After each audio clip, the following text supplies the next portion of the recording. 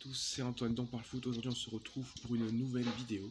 Alors que les championnats majeurs n'ont pas repris et vont reprendre en ce mois d'août, on va reparler d'un championnat qui a repris la semaine dernière et dont la deuxième journée se déroule en ce moment même. On va parler du championnat belge.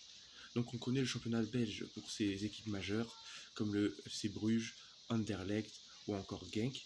On va voir pourquoi il faut s'intéresser à ce championnat cette année. Tout d'abord, pour démarrer, le championnat belge a repris, comme j'ai dit, la semaine dernière. Il a vu la saison dernière gagner le FC Bruges devant Antwerp et devant aussi le KRC Genk. Donc c'est un championnat composé de 18 équipes, où on a tout d'abord une phase régulière où toutes les équipes s'affrontent. Mais après cela, on a une deuxième partie où les 4 premiers se retrouvent dans une sorte de play-off, où ils vont s'affronter tous 2 fois de suite, ou désigner un vainqueur. Mais pour garder toujours du suspense dans ce championnat-là, les écarts des points vont être divisés par 2.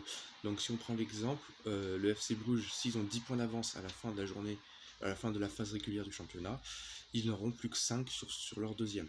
Donc ça permet de relancer le championnat et de mettre un petit peu d'enjeu pour cette compétition.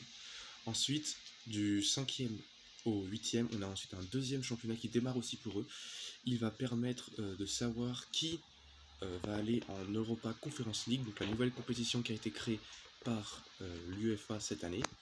Et enfin, si je ne dis pas de bêtises, on a aussi un championnat pour les barrages, pour la relégation, pour savoir qui descend. Sachant qu'on n'a que 2 équipes qui descendent en seconde division. Donc la Jupiler Pro League, de son vrai nom, a repris, comme j'ai dit, cette année. Déjà, pour parler du jeu, c'est un championnat où on retrouve déjà beaucoup de buts, beaucoup d'équipes inscrivent pas mal de buts chaque année. On sait qu'on a comme la domination des grosses équipes, comme je l'ai dit, FC Bruges, Anderlecht qui est un peu moins bon cette année, le KRC Genk, Antwerp, le Standard de Liège, on a aussi Ostende qui est dans les équipes surprises. Bref, ça fait quand même beaucoup de monde qui peut prétendre à une place européenne la saison suivante. C'est pourquoi le championnat belge est aussi intéressant, parce qu'il est compétitif et chaque année le titre n'est pas joué avant la dernière journée souvent.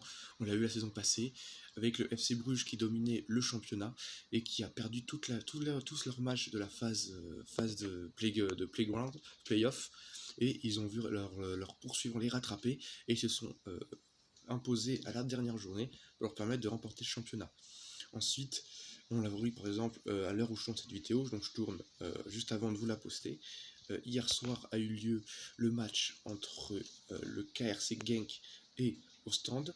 Et on a vu un match tout à fait exceptionnel, car on a vu le KRC Genk ultra favori perdre 4-3 hier, donc c'est quand même très peu commun. Et donc c'est pourquoi ça montre aussi qu'on a un championnat porté sur l'offensif avec quand même pas mal de buts inscrits. Ensuite, je voulais parler des joueurs que l'on trouve dans ce championnat-là. On retrouve quand même différents potentiels pour l'avenir. On retrouve des pépites qui sortent de ce championnat-là. On se souvient notamment des Belges sortis par le passé. On parle de Lukaku qui a explosé là-bas, De Bruyne qui a explosé avant de partir vers Chelsea. On a aussi Doku qu'on a vu à Rennes être formé là-bas. Mais on a aussi toujours des jeunes formés actuellement en Jupiler League. Si on veut citer les attaquants, on a Thomas Henry qui a fini co-meilleur buteur la saison passée, si je dis pas de bêtises, avec Paul Onuachu. Donc on a quand même de serial buteurs très prolifiques qui peuvent attiser les convoitises en Europe, notamment Onuachu, on parlait de lui à Lyon, à Arsenal, mais aussi dans d'autres championnats. On a aussi Bruges qui forme pas mal de jeunes, on a Ketelare, on a Noah Lang qui est connu, on a des Van Aken aussi, même s'il est un peu plus vieux, qui sont quand même de sacrés joueurs. On a aussi dans les autres équipes différents joueurs intéressants, comme à Anderlecht avec Verscharen, un très bon jeune. Bref, la Belgique regorge de potentiel qui ne demande qu'à être découvert. Donc c'est pourquoi ce championnat belge est vraiment très intéressant à suivre. On découvre plein de jeunes qui vont exploser. En gros, les futures pépites de demain se trouvent souvent dans ce championnat-là, comme on l'a vu par le passé et comme on va le voir dans les années à suivre. Donc voilà, c'était une petite vidéo pour vous donner envie de regarder le championnat belge. N'hésitez pas à me dire en commentaire si vous allez le faire ou pas. Est-ce que vous regardez déjà le championnat belge actuellement? N'hésitez pas à me le dire en commentaire. N'hésitez pas à poser des questions aussi sur le championnat belge si vous en avez dans les commentaires. Si vous découvrez la chaîne, n'hésitez pas à vous abonner. N'hésitez pas à liker la vidéo si elle vous a plu.